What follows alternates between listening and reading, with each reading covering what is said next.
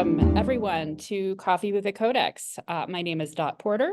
I am a curator in the Schoenberg Institute for Manuscript Studies in the Kislak Center for Special Collections, Rare Books and Manuscripts at the University of Pennsylvania Libraries.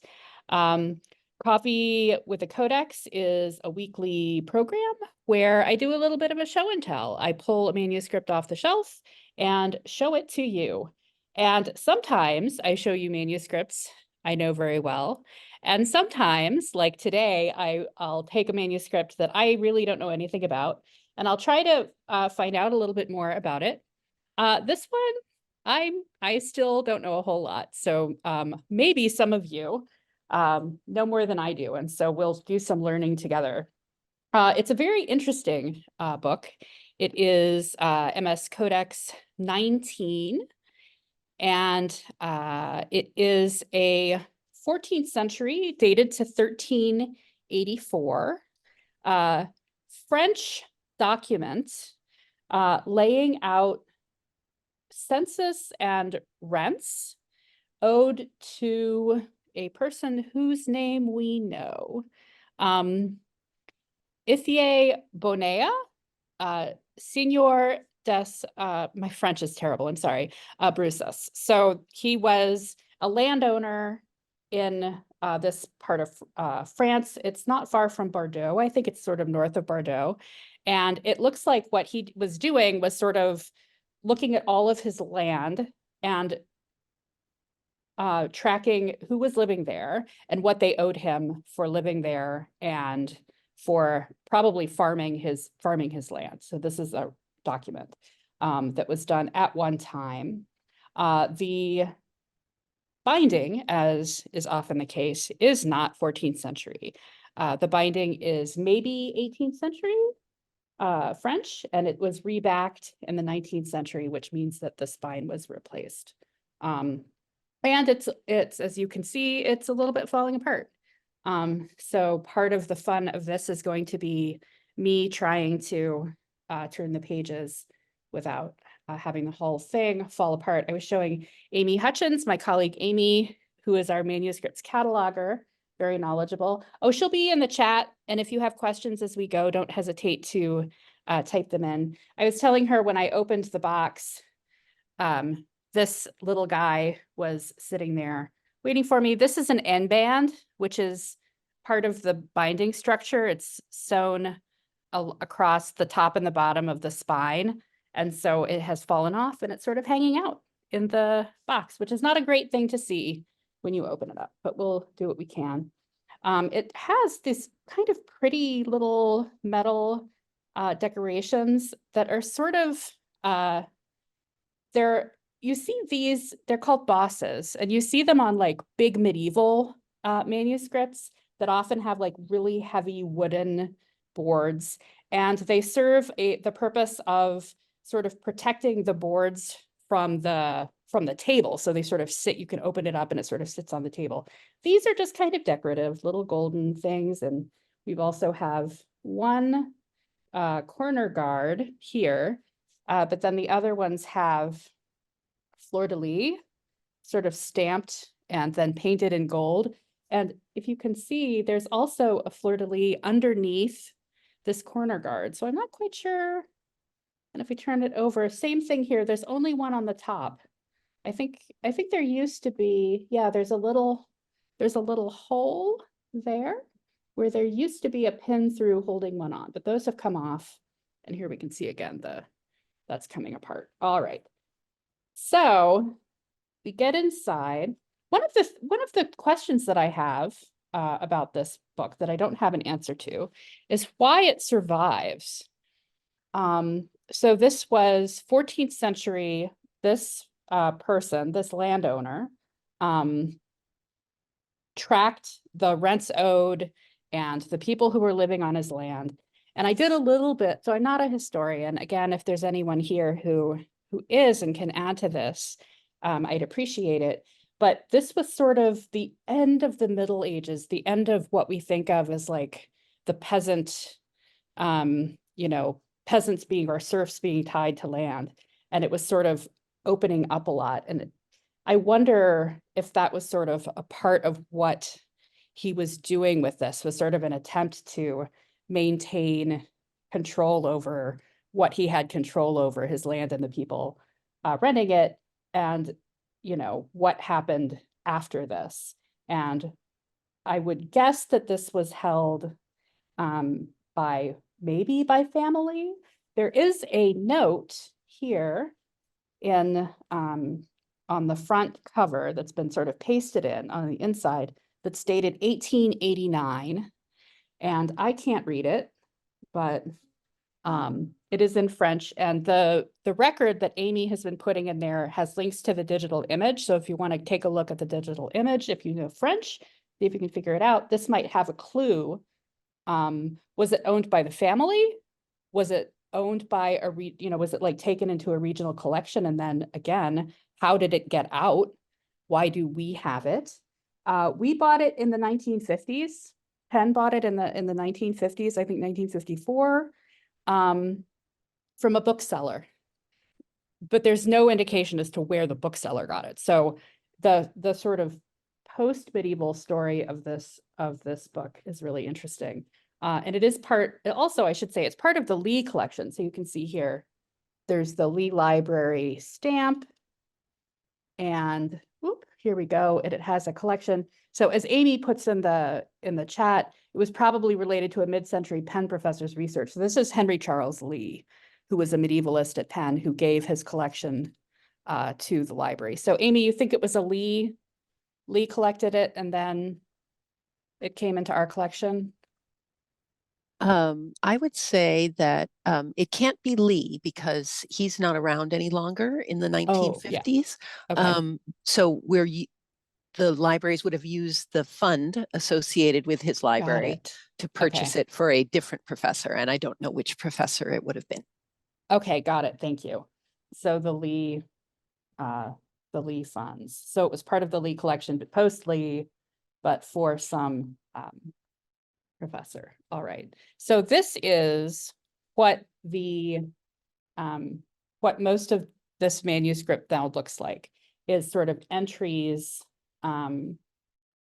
you have sort of separate entries, and they have item or item, item, and then some additions. I can't remember. Let's see. So script written in a Gothic script, no indication of how many scribes. There are multiple scribes though, even on this page. If we look down here, I think most of them are it's sort of all done at the same time. So this wasn't like an active document. Like sometimes you'll see financial documents that were added onto after years. It doesn't look to me like it's like this, but then there's definitely something that has been added here. Not much longer. And again, unfortunately, I cannot read this to you. And as far as I can tell, it hasn't really been written about, or I couldn't find anything. I don't know. Amy was telling me before we started that there was a student in her paleography class who did some work with it. I don't know if you remember anything. Well, I went back and looked, and the student was a library student at Drexel who had French skills. So she was not so connected to the content and was more interested in working with a medieval manuscript that was written in French. So not much help there. That's okay. As a librarian who likes working with medieval manuscripts, I totally feel that student. So I think what we're going to be doing is sort of paging through and seeing what this is. Also, I think thinking then about how this book was written, I'm guessing that they were working, or the scribe was working from documents. So they were probably at a table, they had this book, and then, question, was this bound when they were writing in it, or was it loose quires? Because usually books, manuscript books, are written first on loose quires, quires being the sheets that are folded into little booklets, and then bound together. But I'm curious if this is going to be a little bit different. Maybe there was already a bound book, and what they're going to be doing is copying these from documents, I'm pretty sure, as opposed to this being the first copy. Oh, interesting. We look over here, there is an erasure, not an erasure, not that the text has been erased, but it's been both struck through, and there are little dots underneath the words. This was a really typical way to mark that you want something to be struck out, is to put dots under it. Sometimes you'll see it in manuscripts just with dots, but this has also been struck through, and I'm guessing what happened, because again, we're working in sort of layers. It is very unlikely that there was one scribe working with two pens, both the black pen and a red ink pen at the same time. Probably what happened is a scribe came through with the black ink and then dotted under that, and then somebody else, or maybe the same person, came through with the red ink, and then they did that. So that's sort of fun to see. And I'm wondering, is that a repeat? What is that?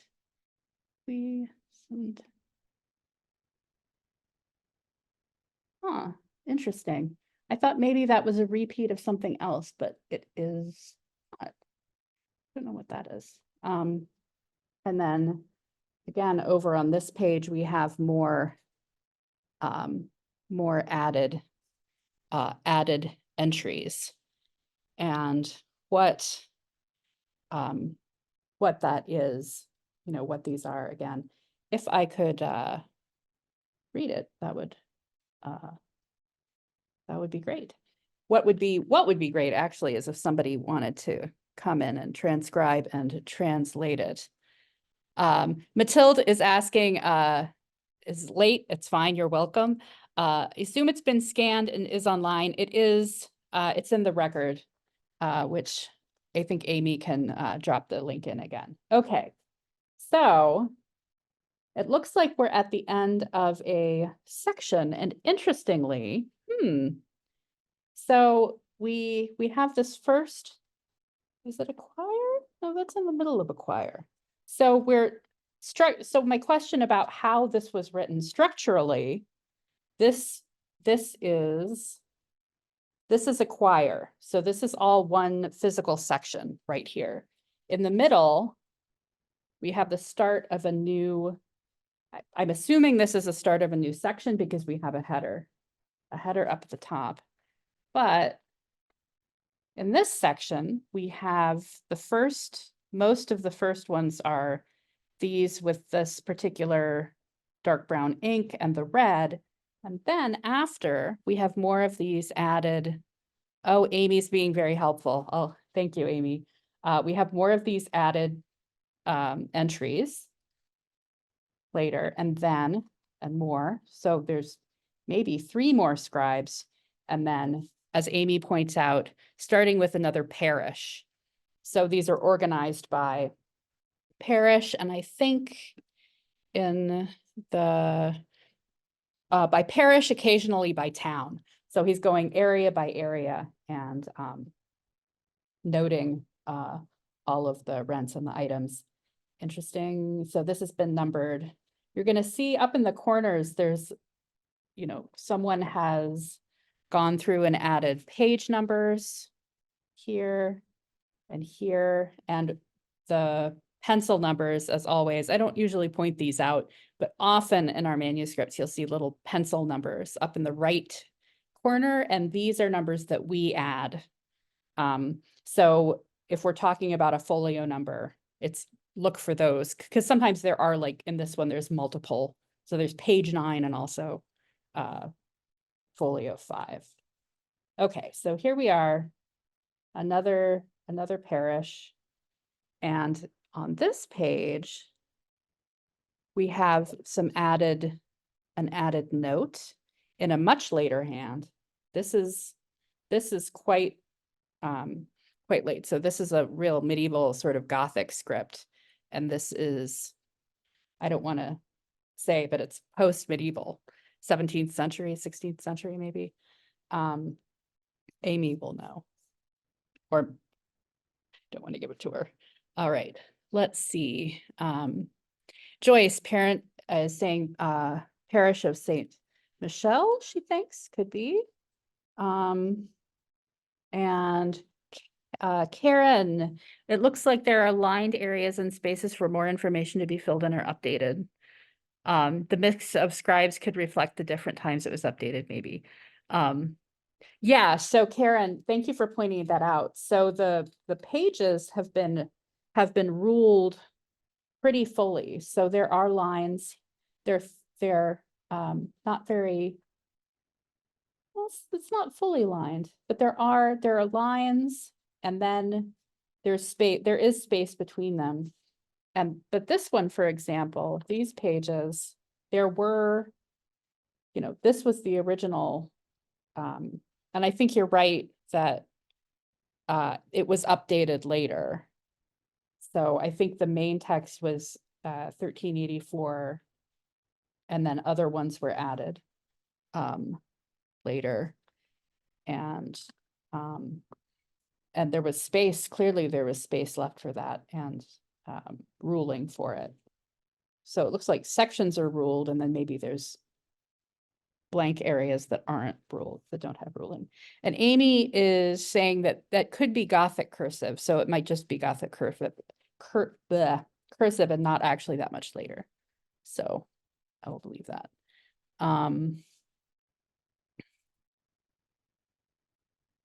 Yeah, so from the page, Sarah and Ben are asking what the phrase "et la seignore" mean, and it does follow. I was noticing that it follows most of them too, and it's has the red through there. Do you know, Amy, what that?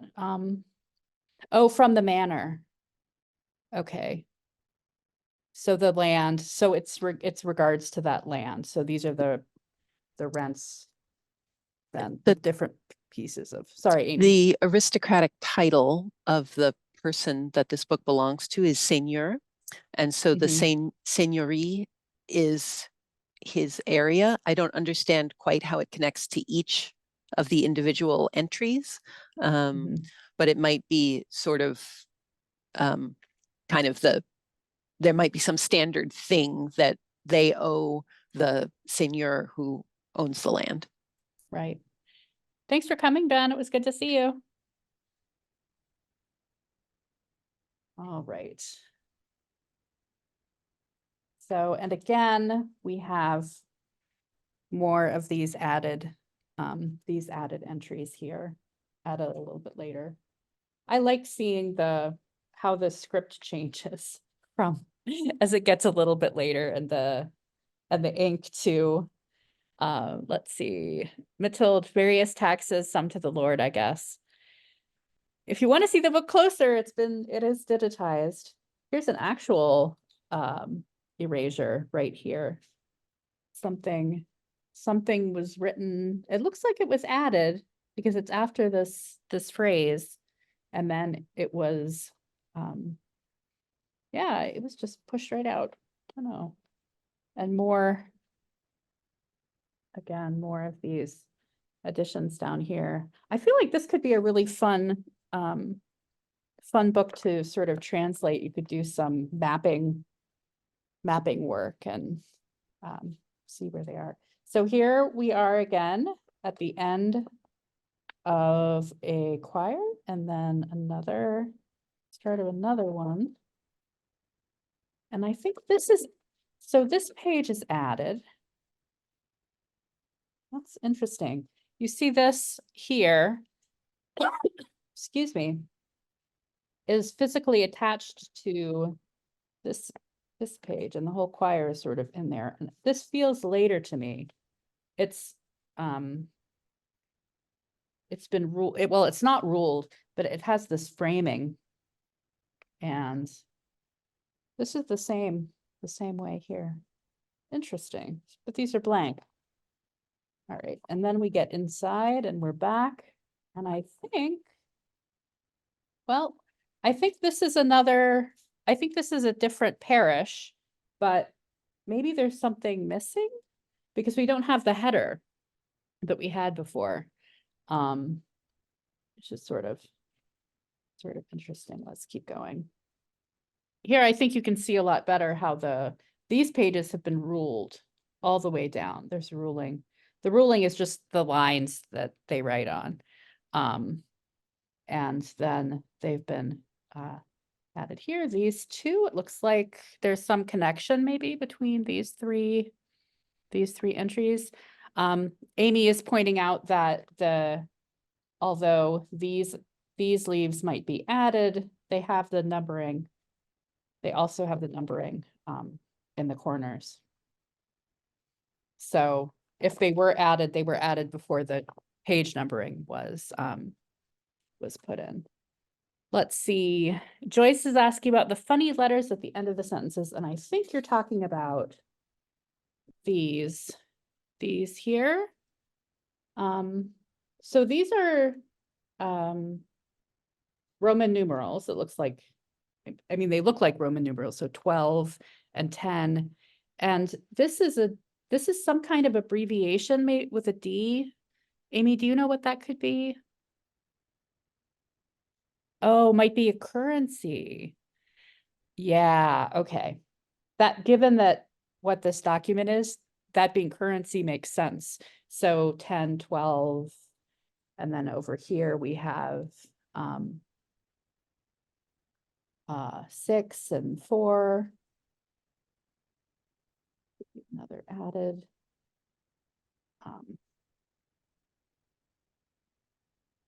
DENIER, yes. So we have a question, the strike through text, could it mean the person or parish paid the debt? I would sort of assume that these are all debts paid. And because if it was only strike throughs that were paid, that would mean most people didn't pay their debts, and I find that unlikely. I think it's more likely that strike throughs or erasers were simply mistakes, like scribal mistakes. They accidentally wrote something. I think the one line that was struck through, maybe they started looking at another document and then realized it was the wrong thing, and then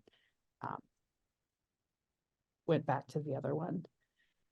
So here are some more added ones that were added later. Let's see if we're at the end.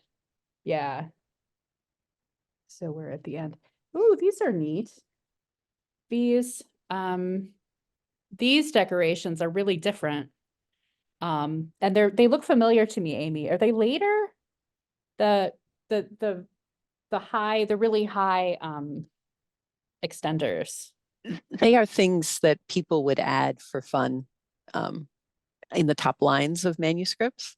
Yeah. But given that we didn't have them before, this might be somebody having fun later. Also the little face in the margin.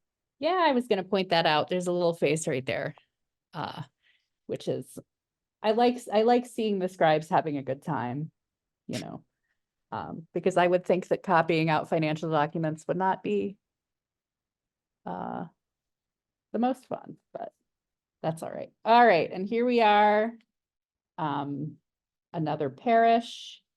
And again, we're back to this original hand, and then we have again an addition in there. And I'm wondering why they added them, like the ones that are added. So some of them are added at the end, which makes sense if you're thinking in like, I don't know, like it seems to make sense to add, but like why would you add one in the middle? At the front, you know, that's, unless there's no blank, no, but then there is space at the end. So, so I don't know. And here's a whole bunch of added ones. And this, well, maybe not. I was gonna say maybe this leaf is added to Because the parchment feels different. It feels more like this parchment to me, but maybe not. It's kind of hard to tell. Karen says, perhaps this is an early attempt at an accounting ledger. I don't know the history of the development of accounting forms, but it's intriguing. So I was thinking about that too when I was looking at this, that I don't know enough about accounting history. It's not my forte to know, but it feels like that. Actually, we have a lot of Italian, that like the Medici, we have a whole bunch of like Medici records that I think are neat because some of them have belt buckles on the bindings and they're fun to look at, but I think that they have a lot of financial stuff. So maybe we'll in a future meeting, we'll look at some of that, because that might help us see how the finances, because I think when I assigned this book, when I decided I wanted to look at it, I thought it was going to be more like accounting, but it's like, it's not like it's not like a spreadsheet. It's like written out, I don't know. I'd like to know more about that. So anyway, here's another later edition there. And I realize we're actually getting towards the end, and we are only on page 45. So we didn't even, let's see, honestly, I think that's pretty much what it all looks like. It's just more of the same. One thing I did want to point out before we totally finish is that someone at some point gilded the edge. Can you see that? It's been painted gold. And I assume that was done when this binding was put on in the 18th or 19th century, because this was not done when it was medieval. And why you would want to gild the edge of this particular book is a real mystery to me, because as we've seen, it's not like a beautiful book of hours with gold in it, which you might, it's just a ledger, but somebody really cared about this book. So a lot of interesting stuff going on, some mysteries. I didn't think we'd find enough to talk about for 30 minutes, but there we go. So, we have a question. Could the gilded edge be for protection? I don't think it's not protective. It's a decoration kind of thing.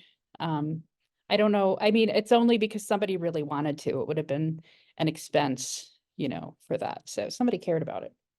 Okay. It is past time. Thank you all so much. Hope I'll see you next week. We'll be talking all about the eclipse, and then the special Petrarch. We'll finally get to Petrarch. So thanks everybody for coming, and I will see you in a week. Bye-bye.